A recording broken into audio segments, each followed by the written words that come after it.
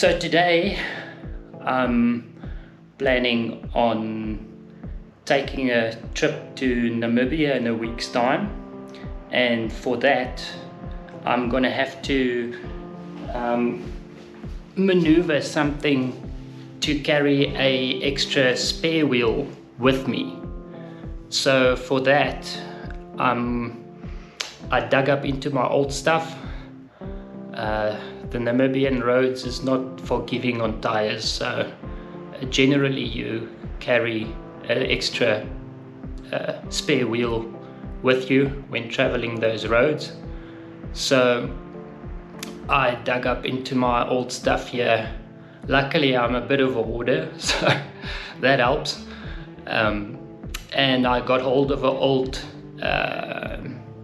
spare wheel bracket that I made for old vehicle that I had. I've got the same vehicle now as I had then, just a newer model. So I'm going to show you what I've done, how I've done it, and then I'm going to do a bit of a modification on it. I'll show you just now how I'm going to modify it.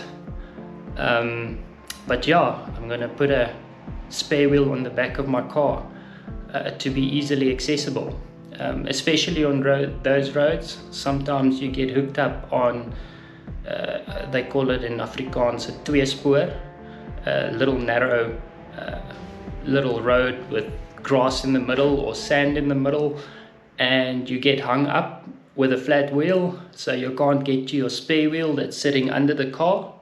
So this just makes it easier accessible. Bit tedious if you're loading stuff on the back. I don't like it much, but worst case scenario, you've got a spare tire. So let's go through it. Let me show you what it looks like and how I'm going to modify it to work on my existing vehicle. Okay, let's look at the bracket. So basically I built this off old scratch metal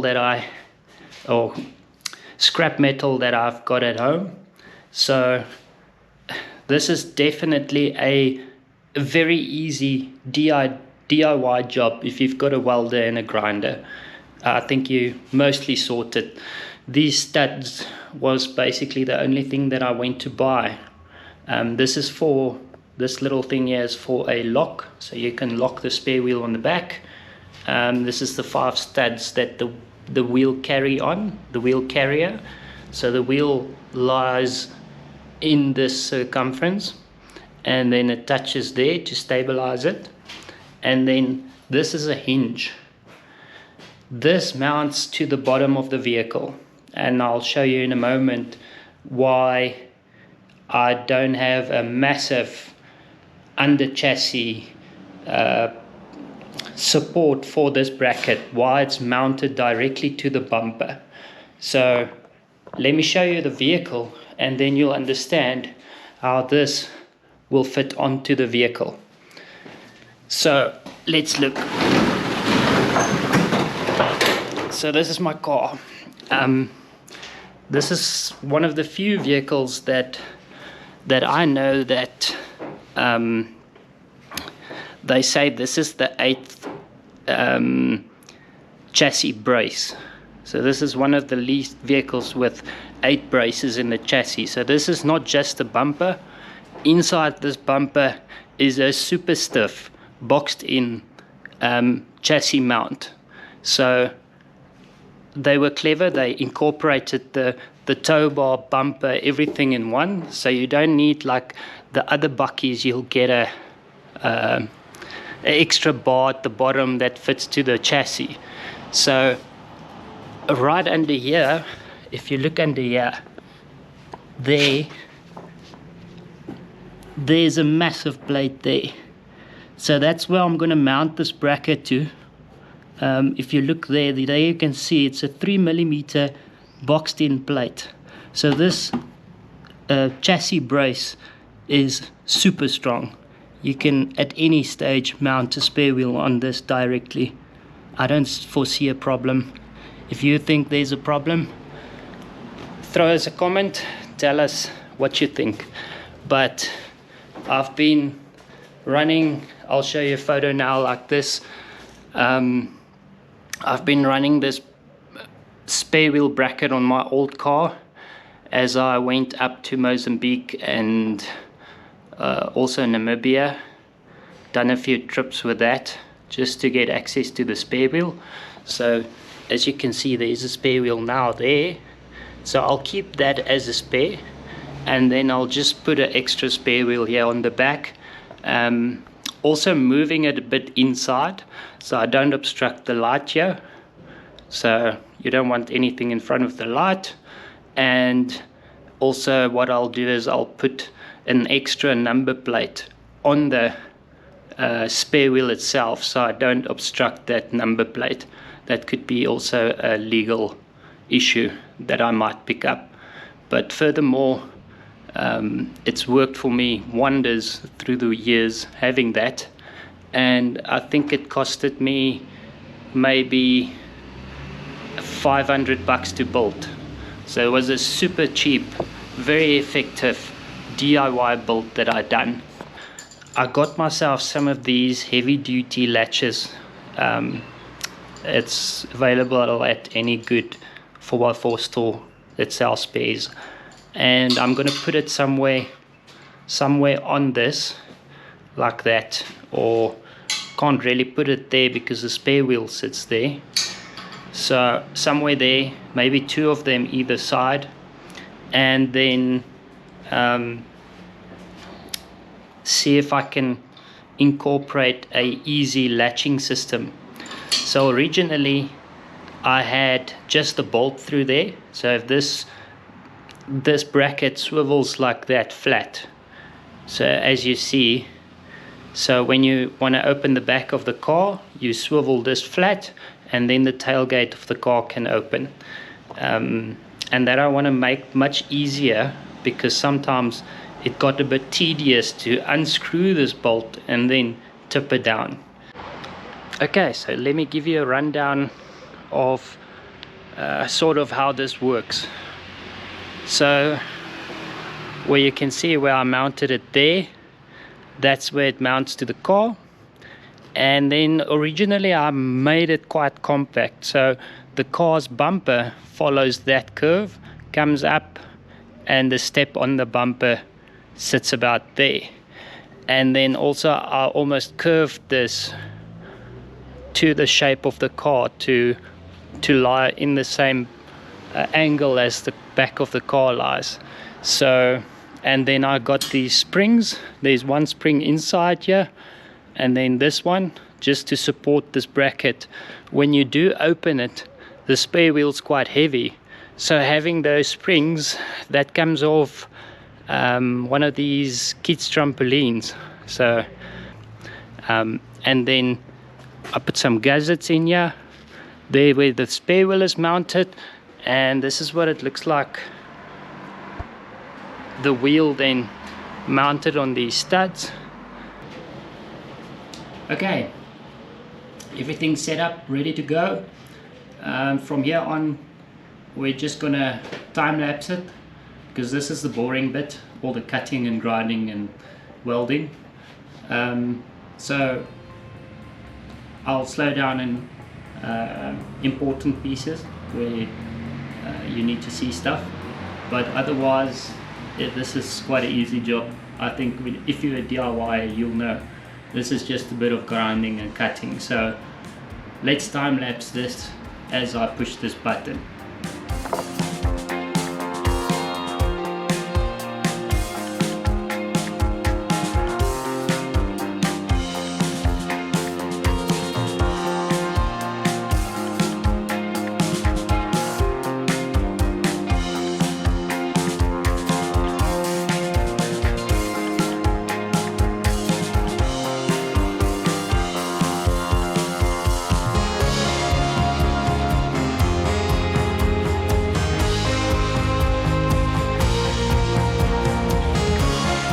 So this is a piece of metal that I'm going to use for the bracket, and this goes onto that like that, So you'll see this is an old piece of steel that I had.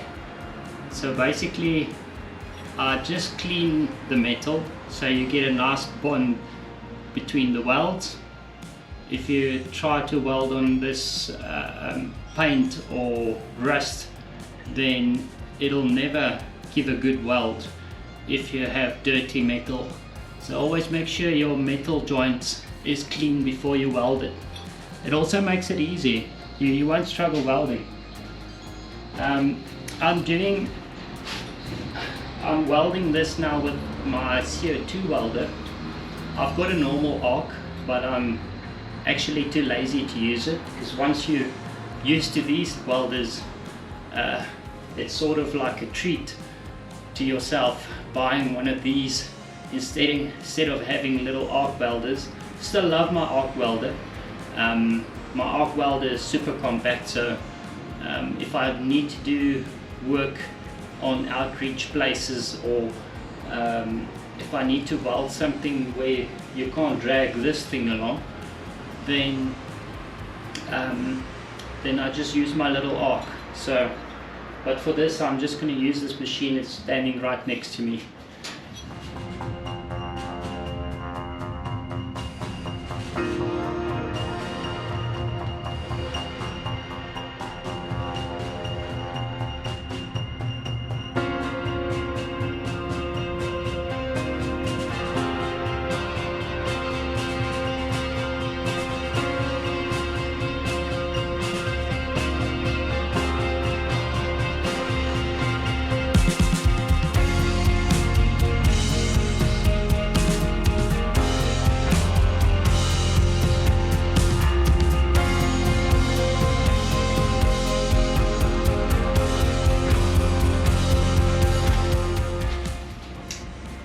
And that makes a pretty neat little bracket, if I must say it myself. So that's what it will look like. So I'm just going to drill the holes there and on this side, and then the latch will come from the top and lock it down.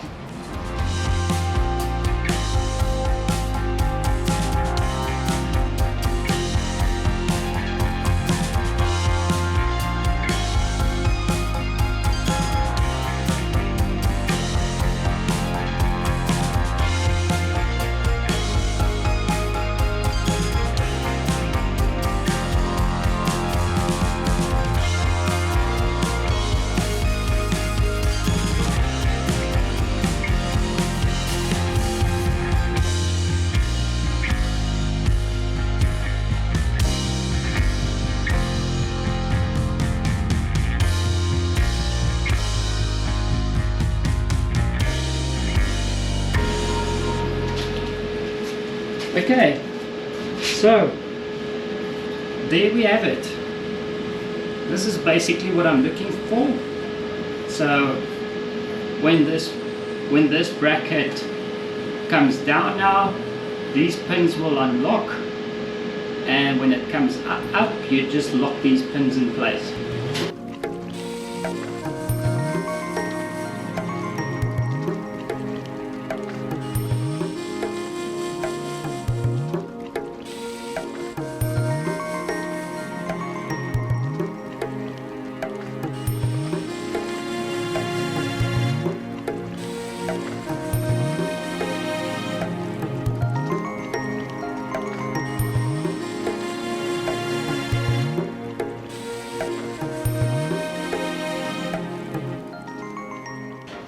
I think the fitting we're going to leave for a different video.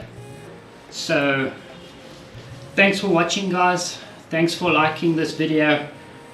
If you see anything wrong with it, comment. I like to read your comments. If you want me to do a better modification, comment that as well. I always look at it. And enjoy. Check out the next video where I'm gonna fit this to the car. Thanks for watching. Cheers.